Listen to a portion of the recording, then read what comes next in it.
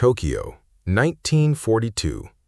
The Pacific War is raging, and the Empire of Japan wants a flying fortress of its own.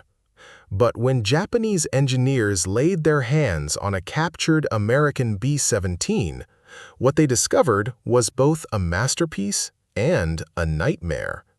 A machine so advanced they couldn't even make it leave the ground.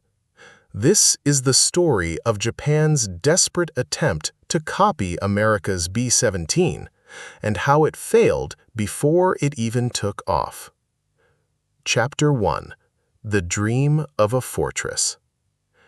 In 1941, the skies over the Pacific were ruled by Japan. The Zero fighter, fast, agile, deadly, symbolized the empire's dominance. But as the war expanded, Japan realized something terrifying. They had fighters, but no fortresses. While the United States had the B-17, the flying fortress, capable of carrying thousands of pounds of bombs across oceans, Japan's bomber fleet was outdated. Their aircraft were light, fragile, and designed for short-range strikes, not strategic warfare.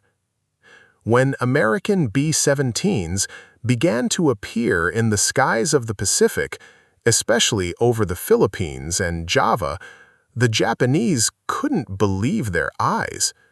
These machines were huge, heavily armed, and nearly indestructible. They flew higher, faster, and farther than anything Japan had ever built. So, when Japanese forces captured several damaged B-17s early in the war, engineers in Tokyo were ecstatic. Finally, the empire had a chance to unlock the secrets of America's flying fortress. In a hidden hangar at the Tachikawa Air Arsenal, Japanese technicians carefully dismantled the captured B-17s, studying every inch, from the engines to the rivets. What they found stunned them.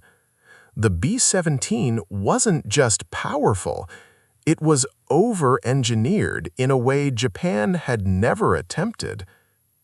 Its 4 massive Wright Cyclone engines delivered more horsepower than any engine Japan could produce at the time.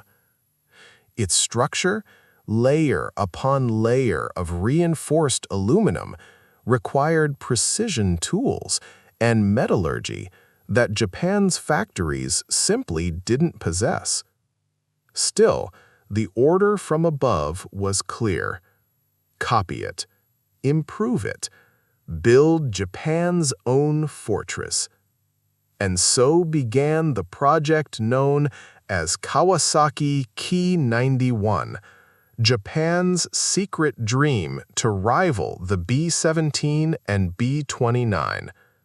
But dreams have a cost, and this one would push Japan's engineers and its crumbling wartime industry to the breaking point. The year was 1943. Japan's war machine was stretched thin. Resources were running out. Steel, fuel, even trained engineers. And yet, deep inside the Kawasaki Aircraft Company, a small team of designers was given an impossible mission: build Japan's version of the Flying Fortress. They called it the Kawasaki K-91. From the very beginning, the project was cursed. The engineers had blueprints based on captured B-17s, but these were incomplete, riddled with bullet holes, missing instruments, and entire sections of wiring torn apart by war. Still, they tried to reverse engineer every bolt, every rivet, every wire. Japan's best minds gathered in a freezing hangar, surrounded by half-repaired engines and sketches drawn on rice paper. They studied the B-17's massive structure and shook their heads in disbelief. The Americans weren't just building a plane, they were building a flying factory. "This is beyond our capacity," one engineer whispered. The B-17's Wright R-1820 engines produced over 1,200 horsepower each. Japan's equivalent, the Mitsubishi Ha-104, struggled to reach even 1,000. That difference might seem small, but multiplied across 4 engines, it meant the Japanese copy would never have enough lift. Still, orders came from Tokyo. Continue. The K-91 began to take shape, a massive aircraft for Japan's standards. It was to be over 30 meters long, with a wingspan rivaling the American giant. But the closer it came to completion, the clearer the problem became. Japan simply didn't have the materials or the time to make it real. Factories were bombed, supply lines collapsed, skilled workers were drafted into the army. Each week, the engineers watched as the empire shrank, and with it, their dream of flight. One test engineer later recalled, "We built the skeleton, we fitted the engines, but when the day came to test it, the runway was gone." All across Japan, Allied bombers, including real American B-17s, were now striking the homeland. Ironically, the very planes Japan had tried to copy were now raining fire on the cities where the copy was being built. By early 1945, the prototype stood almost complete. The engineers begged for a test flight.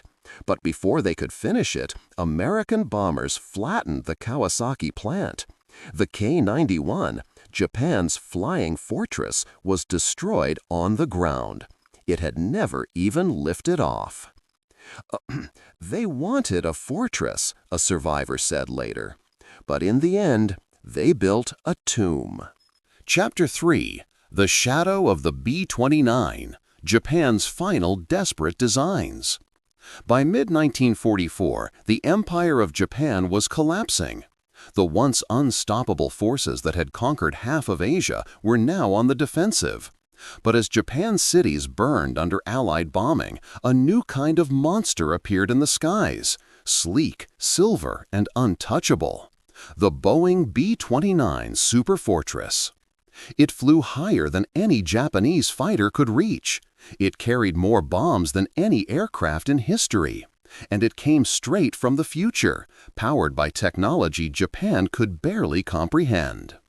Each raid was a message. America had moved into a new age of air warfare, and Japan was fighting ghosts with swords. But Japan wasn't ready to surrender, not yet. Inside military command rooms and shattered factories, whispers began to spread. If we cannot stop the B-29, perhaps we can build our own. The Impossible Blueprint. At the Nakajima Aircraft Company, engineers were ordered to study every photograph, every wreck, every scrap of metal from downed B-29s. They gave the new secret project a name, Project G8N, the Renzan. It was supposed to be the Empire's ultimate answer, a long-range, 4-engine heavy bomber that could strike as far as the Mariana Islands. But there was a problem. Japan didn't have the technology to build it. The B-29's engines, the Wright R-3350 duplex Cyclones, were the most advanced in the world. They had turbo-superchargers, high-temperature alloys, and complex cooling systems that required precision machining Japan couldn't replicate under wartime shortages. So the engineers did what they always did. They improvised. They used the Mitsubishi Ha-44 engines, lighter but weaker. They simplified the fuselage. They removed armor. They even cut the oxygen systems to save weight. The first prototype, G8N Renzan, rolled out in 1944. It was beautiful, smooth, and ambitious. For a moment, hope returned. A glimpse of flight. On a cold day in late 1944, the prototype finally took off. It flew, and that alone was a miracle. But almost immediately, the truth became obvious. It was too heavy, too slow, and too fragile. The engines overheated. The range was shorter than expected. The payload was disappointing. Japan's dream of matching the B-29 was dying before their eyes. Then came the final blow. Allied bombers destroyed Nakajima's Musashino plant where the Renzan was being developed. The remaining prototypes were hidden, then scrapped as Japan's industrial heart was ground into dust. "We tried to chase a shadow," said one engineer after the war, "but the shadow always flew higher than we could reach." The B-29 continued to strike Japan relentlessly, firebombing Tokyo, Osaka, and Nagoya. And finally, it carried the most devastating weapon ever built, the atomic bomb. In August 1945, the B-29 Enola Gay flew over Hiroshima, ending not just the war, but Japan's dream of the sky. The legacy. When the war ended, Allied investigators studied the remains of Japan's experimental bombers. They found brilliance and desperation. Japan's engineers had pushed beyond their limits, crafting advanced aerodynamics with scraps of metal, using bamboo molds and stolen blueprints. But no amount of ingenuity could replace what they lacked: time, resources, and stability. The B-17 and B-29 represented the peak of American industrial might. Japan's attempts to copy them were like trying to sculpt a mountain with bare hands. "They tried to build a fortress," said a U.S. historian years later, "but they never realized America didn't just build planes. It built the world that made those planes possible." Chapter 4. The Aftermath. From Defeat to the Sky Once More. August 15, 1945. The Emperor's voice echoed across Japan. For the first time, the nation heard him speak, not to celebrate victory, but to announce surrender. The war was over. The cities were rubble, and Japan's dream of the sky had fallen back to earth. When American occupation forces arrived, they found hangars filled with half-built aircraft, burnt blueprints, and shattered engines. The legendary Kawasaki Ki-91, the Nakajima G8N Renzan, and dozens of other secret projects, all silent, lifeless ghosts of ambition. Every piece of advanced technology was seized, studied, or destroyed. The Allies wanted to make sure Japan could never build warplanes again. Factories were dismantled, research teams disbanded. Engineers, once hailed as heroes, were ordered to stop designing anything that could fly. For years, the sound of aircraft disappeared from Japan's skies. The Long Silence, 1945 to 1952.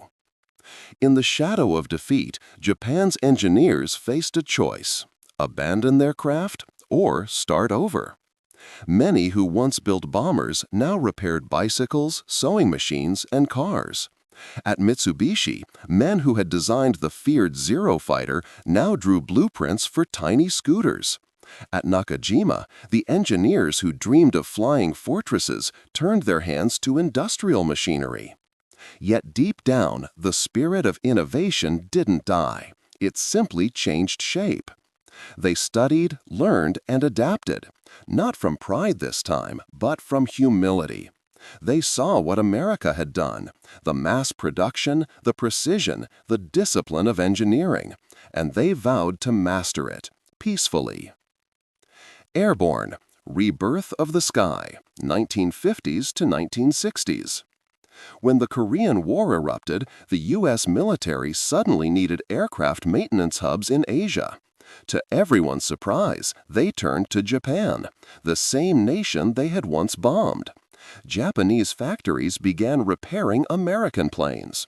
Engineers who had once tried to copy the B-17 now studied the real thing, under American supervision. That partnership changed everything. By the mid-1950s, Japan's ban on aircraft production was lifted. Mitsubishi, Kawasaki, and Fuji returned, cautiously, to the skies. They built small trainers, transports, and eventually jets in cooperation with the United States. The men who had failed to copy the B-17 now taught a new generation how to create, not imitate. From war machines to wonders. By the 1970s, Japan's aviation industry was unrecognizable. No longer building weapons of destruction, it became a symbol of precision and progress. Mitsubishi developed advanced components for commercial jets. Kawasaki built helicopters, research planes, and even space systems. Their engineers, descendants of the men who once stared helplessly at the B-17's engines, were now contributing to Boeing and Airbus projects. They no longer needed to copy. They were now collaborators, equals. The legacy. 80 years after the war, pieces of the B-17 still rest in museums across Japan, reminders of a time when ambition outran ability. Students and engineers visit them not as trophies, but as teachers. They touch the metal and whisper, "We couldn't make it fly then, but now we can fly anywhere." The failed copies of the 1940s became the seeds of Japan's post-war miracle, proof that even in defeat, knowledge survives. The B-17 was more than a machine. It was a symbol of an age Japan wasn't ready for. But from the wreckage of imitation, Japan learned the art of creation. And in the end, that was the flight that truly took off.